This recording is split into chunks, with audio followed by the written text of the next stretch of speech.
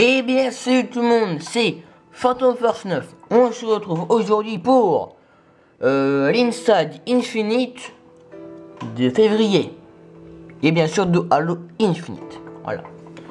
Donc je vais faire cette fois-ci, ça sera premier épisode, première partie du coup, intro et thème et piliers de développement. Après ça sera inspiration, puis reboot spirituel, puis cycle jour-nuit, puis interaction entre la sandbox et le monde, puis après une expérience narrative et voilà.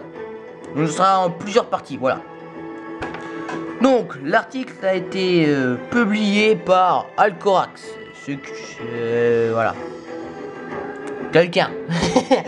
Bref, comme promis, 343 Industries nous donne des nouvelles de Halo Infinite dans sa bien nommée chronique mensuelle Inside Infinite.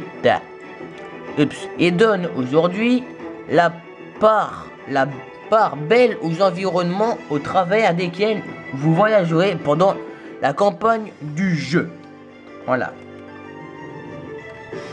Donc, là, il y a l'anneau détruit, bien sûr. Donc là, je crois que c'est un morceau de vaisseau humain, j'ai l'impression. Là, les morceaux du Halo. Là, il y a ici l'Italie. Voilà. Ici, il y a l'Amérique. Là, il y a l'Afrique. Enfin, un bout de l'Afrique. Là, il y a le haut de l'Afrique. Là, il y a l'Europe. Et bien sûr, il y a de la lumière. Donc ça veut dire que là, ça serait une ville. Voilà. Je déconne, bien évidemment. Voilà. Donc du coup, dès le début du développement de Halo Infinite, les équipes de 343 Industries se sont accordées sur deux thèmes qui résistent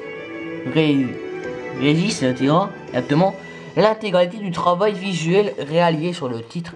Simplicité, éviter les designs trop détaillés et bruyants. Pourquoi ils font trop de bruit?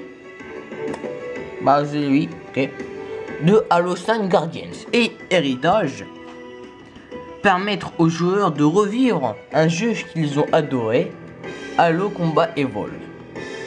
Donc du coup ça veut dire que Halo Infinite sera Halo Combat Evolve numéro 2. Très bien.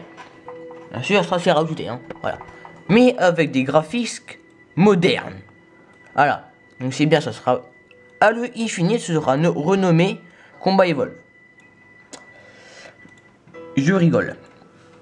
Les développeurs souhaitaient revenir aux origines de Halo et créer une expérience visuelle plaisante qui évite de submerger le joueur avec une complexité superflue là où une composition artistique claire et lisible doit prévaloir.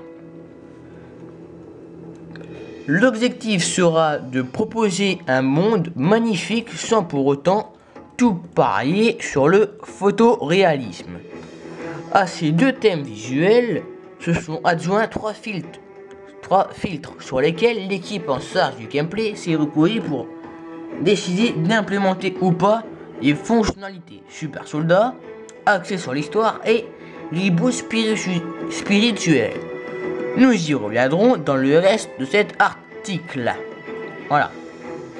En plus de tout cela, une attention particulière a été donnée au design des espaces pour permettre aux joueurs d'utiliser différents styles de jeu et de mettre en avant la sandbox du jeu. Cela peut passer par la création d'opportunités pour des grands sauts à réaliser en Mongoose avec le Marines qui aura choisi d'occuper la place de passager. Donc ça veut dire que il va une falaise de 1 km de hauteur et le Marines, là le Marines qui est dans la Mangouste, bah il va mourir. Déjà qu'un Spartan qui fait un saut de 1000 mètres, je pense quand même qu'il a une jambe cassée, un bras ou peut-être même s'il se rattrape mal le crâne. Donc le Marine, s'il y passe. Hey. Bon. Ça va, c'est Castle Marine, ça peut encore aller. Non. Voilà. Bref.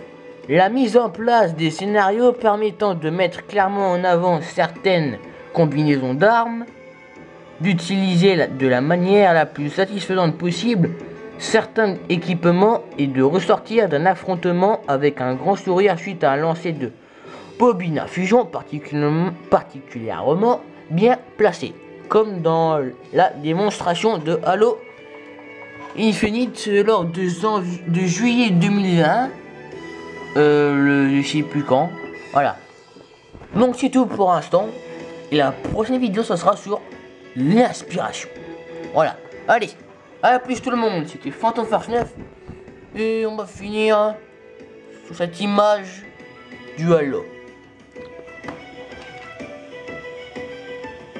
Salut.